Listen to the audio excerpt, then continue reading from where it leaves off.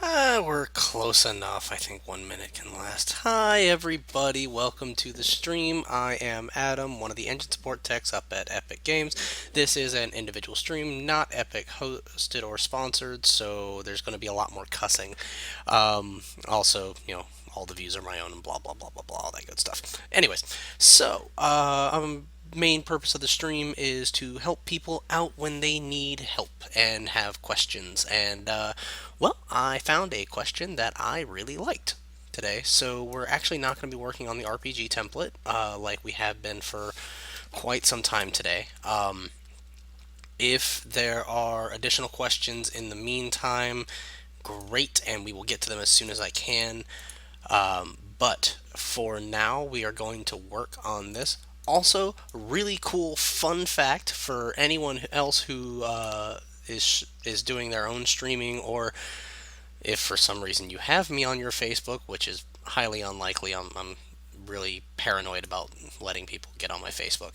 But if you are on my Facebook, then I found out today that apparently people can watch me live when I'm streaming from Facebook, because now the channel actually gets streamed live to any videos linked. So, like, I linked my channel trying to, let people who might be interested know that we were streaming today. And all of a sudden I was like, hey, that's me live. Weird. Okay, so let's get on to the fun stuff. As you will notice on the title, the question of the day was, what is a good way to reorganize arrays? So now, the one I'm going to be showing is very basic, first and foremost. I have not figured out a good way yet to do anything other than numbers. The next step for me was to figure out how to organize by tag. Because I actually thought this might be a really good thing to implement in my inventory system so that people could reorganize their inventory system based on what they were looking for. Cool idea, right? So that's kind of the next step. But I was able to figure out, because this is not something that the editor does naturally. It's also not something that naturally occurs in C++. You actually have to go through quite a nightmarish amount of work to be able to get this to go. And I kind of got it put together. It took first time I think around an hour and a half to get this set up. So hopefully it'll only take me an hour, um, at least to because I'm explaining it at the same time. Um, so the way I'm going to do this is we're actually going to create a completely new blueprint. And we're going to make an actor blueprint. And let's call this Organize Array. And we're just going to go ahead and place a copy of that in the level. And let's actually place it over here in our new fun section that has not seen pretty much any use.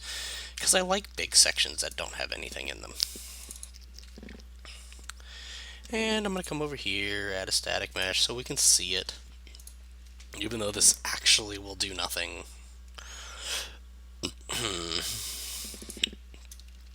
Give it a quad pyramid, and that should be good.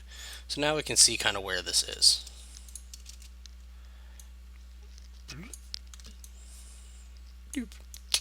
There we go. Now, we could do many, many things with this, but what we are going to do with it is, let's see, I'm actually going to kind of mix a couple of different blueprint things that we've done here. So we've got our first person character. I just want to check what the use action was. I believe it's E. Okay, that's the ricochet, that's the hole through, that's the grappling hook movement, spawn projectile timer, switch fire mode, jump, use stuff, Z. Z is use stuff. So that's the key we're going to be using. Okay. We're going to come in here, go to class settings, and we're going to add our usable object interface. This is an interface we had set up in the past that is pretty darn useful, to be honest.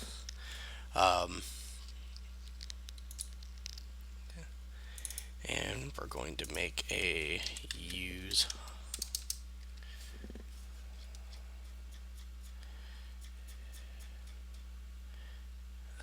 call function. Oh, I want the event. Event is used. There we go. So this event, what this is, for those of you who have never seen an interface ever, ever, ever, ever before, we got this interface called usable object. If you go into it, there's a nice handy dandy function called isUse. Hey Sterlingy, how's it going, man? So this, in the interface, absolutely nothing. Does nothing on its own. But when you call it inside of another actor, it allows you to get like the event, the function, stuff like that. Now, we have already set up in this first person character this system which sends a line trace out, checks for static and dynamic objects, and all it does is if it hits an object, it says, hey, do you have the function is used? Use it. If you don't, ignore this whole thing. Like this won't matter. You'll do the line trace and it'll be done. But if you have a usable function, you can do this. So that's all that does. Now this is where it's going to get a little complicated. I know that feeling, Sterlingy. I've been sick for like almost 2 weeks now. I'm on the absolute last legs trying to get better. So I completely understand where you're coming from with the I'm alive. Completely understand. Back to what I was doing. Okay. So we're going to call this array to organize. And we're going to make this an integer array. Boop.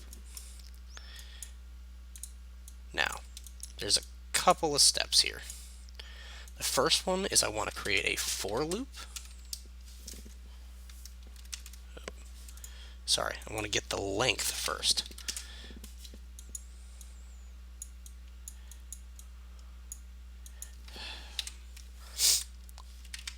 Length minus 1 for loop.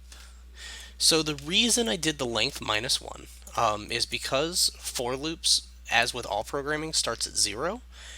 And we want to run through this array, and we want to do whatever we're going to do, which I'll show you all in a minute. We want to make sure to do it for every single actor in the array, but no more than that. So we want to go, okay, well, if there's already a 0, and you want to get the full length of the array but not go over, then having 0 plus the entire length would be a problem, so you do minus 1. Very simple solution. Now, we're going to make this a very simple array.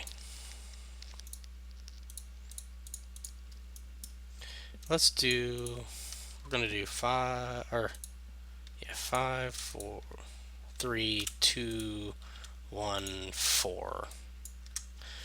Now, the reason I'm putting them out of order is specifically so I can show what this is going to do.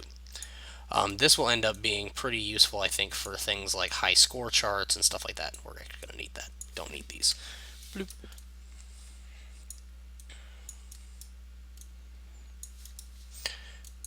So, do a for each loop up here.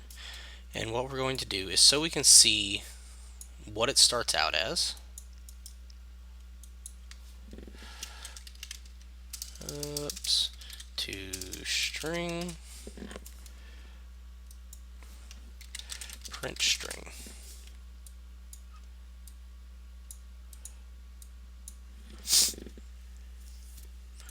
There we go.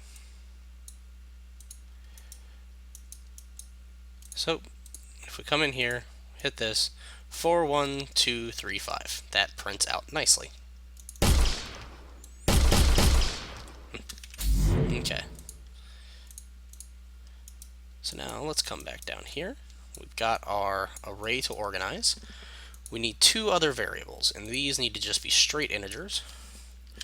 Call this save element. And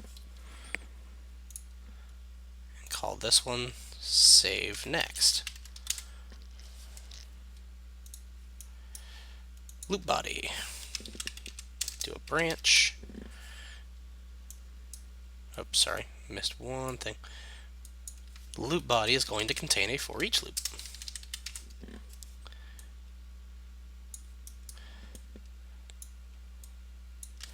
Okay. Get our array to organize down here.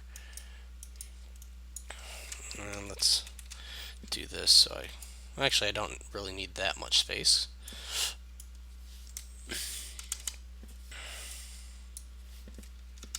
Because there's nothing going in between these. Okay. So we're going to check to see if the array element for the index that we're checking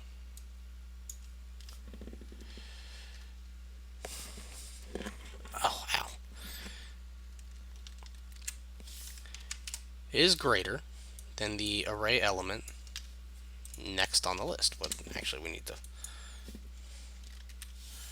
plus, not minus. Minus comes later.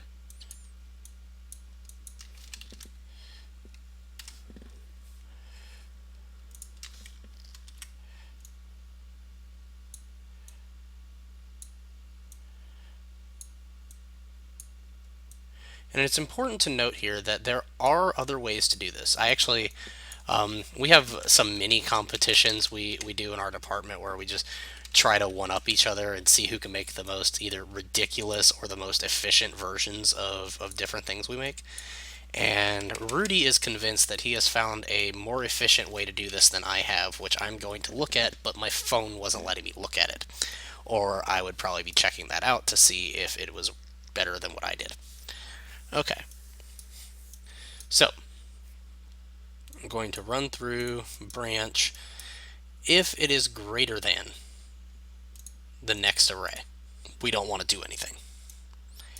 However,